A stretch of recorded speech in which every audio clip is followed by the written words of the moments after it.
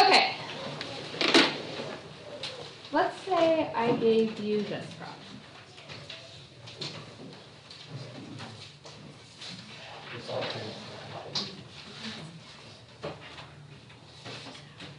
Any thoughts on where we could begin?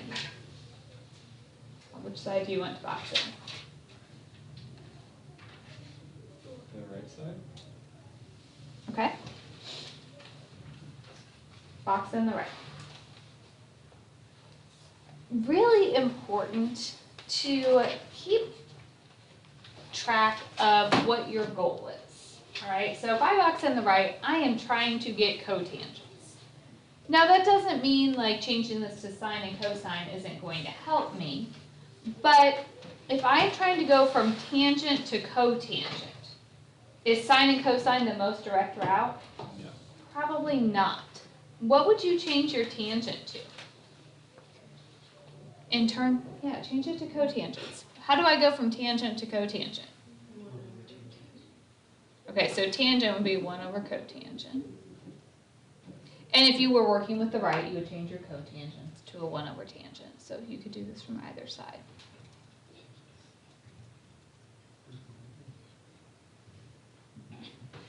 Okay. Not that I couldn't have said tangent is sine over cosine, but it just wasn't as helpful here. Because I know my goal, I want cotangents. Now, this looks kind of nasty, but there's actually a really easy way to get where we want to go. We have a fraction and a fraction, right? In order to flip and multiply, we'd have to get a common denominator on top and bottom before we could do that, but we could also just recognize both of these have what in the denominator? So what I'm going to do is just multiply top and bottom of my fraction by cotangent. Algebraically, that's legal. Top and bottom, that's just like multiplying by 1. If I distribute that, what is cotangent times 1 over cotangent? 1. Minus cotangent times 1 is tangent. Cotangent times 1 over cotangent? Cotangent times 1. And we are already where we are trying to go.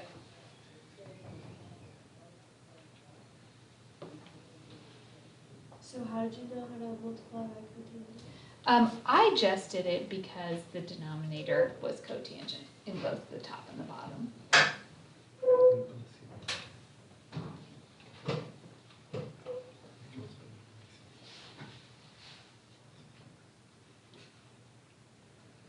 Any questions there?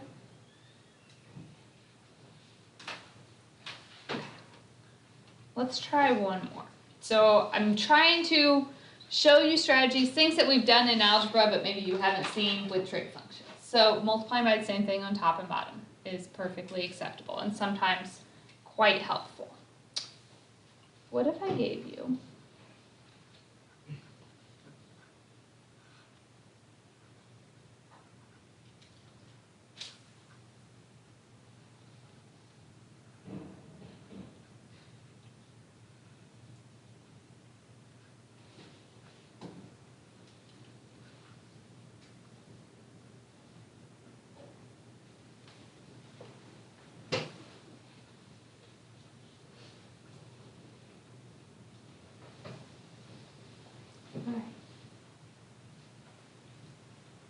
First, we have to box in a side.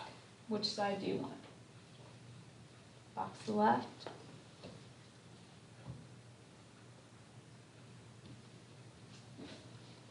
All right.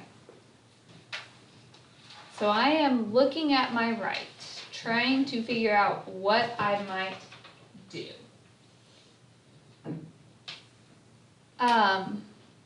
One thing I noticed right off the bat is I have a 1 minus cosine on the bottom here, and I want a cosine plus 1 on the top. Aren't those pretty close to one another? They're conjugates. Haven't we seen a couple problems where multiplying by a conjugate was helpful?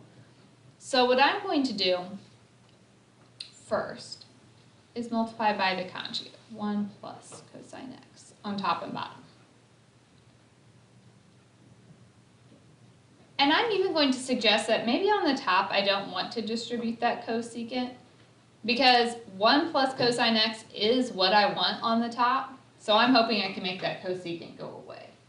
I don't really want to take it to each term.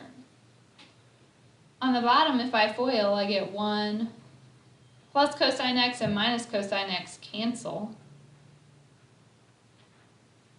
Minus cosine squared x. All right, look at our goal. I already have part of what I need on the top. I want this and I've got it. All the other stuff, I only want sines. What can I change cosecant to?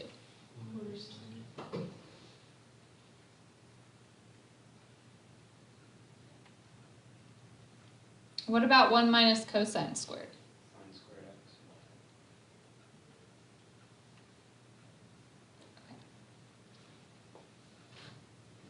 We have a fraction and a fraction. Easy option, if you just want to get rid of this 1 over sine, what could I multiply on top and bottom? Sine.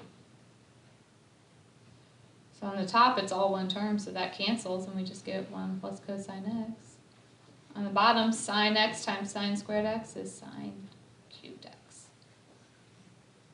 So conjugates can be very helpful. Sometimes it makes our problem significantly easier just to multiply something in. And you just have to make sure you're doing it on both the numerator and denominator. Any questions there? I'm trying to